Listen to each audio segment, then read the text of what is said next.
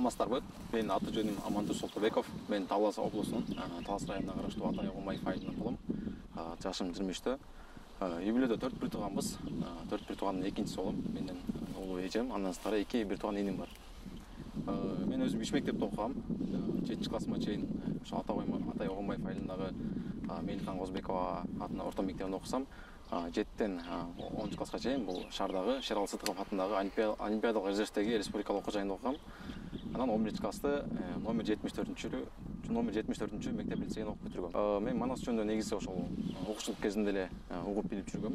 Досторумдан, андан сырткары менин эжелеримден, агаларымдан. Анан негизги ошол Манаска тапшырышыма түрткү болгон бул ошол Манаста окуган айылдаш агам бар.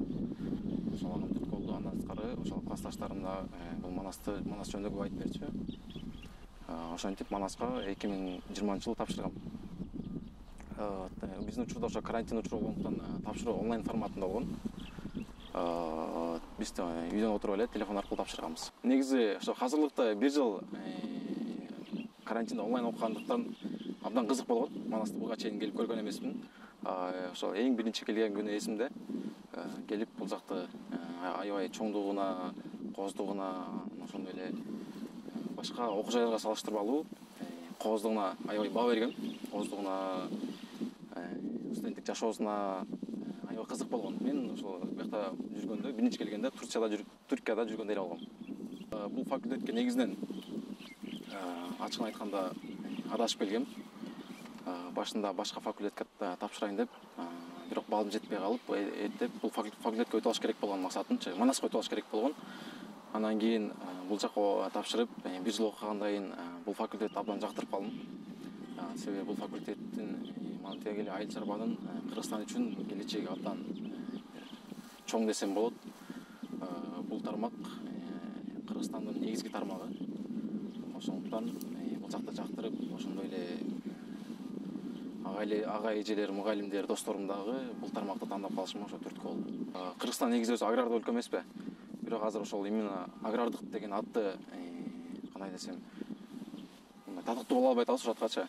Ошол атка татыктуу кылып, Кыргызстандагы негизи айыл чарбаны өнүктүрүп, Орто Азияда алдыңкы мамлекеттерден кылуу деген максаттарыбыз бар.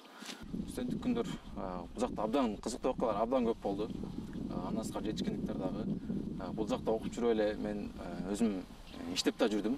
Ушул тармактын аркасынан өзүмө иш дагы таптым. Андан сырткары ММ ассоциациясында дагы мүчө болуп кирдим. Ал жакта дагы чоң проекттер бар, ошол проекттерге катыштым. ММ тарабынан уюштурулган. Ошо Америкадан жана Европадан келген мугалимдер менен ошол проекттин аркасынан таанышып, жакшы билимдерди алдым.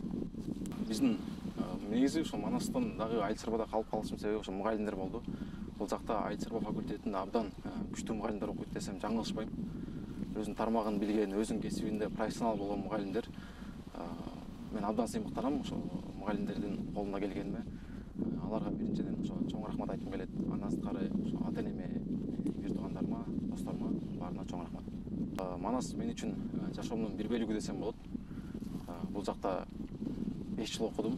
5 жылда жөн гана билим албастан бул жакта чоң тажрыйба алдым. Жашоо болгон көз карашым башка жакка өзгөрдү. Ошондой эле жаңы достор таптым, жаңы тааныштыктар болду. Манас мен үчүн ошо билим дайрасы, ошондой эле жашоомдун бир бөлүгү катары калдым десе болот.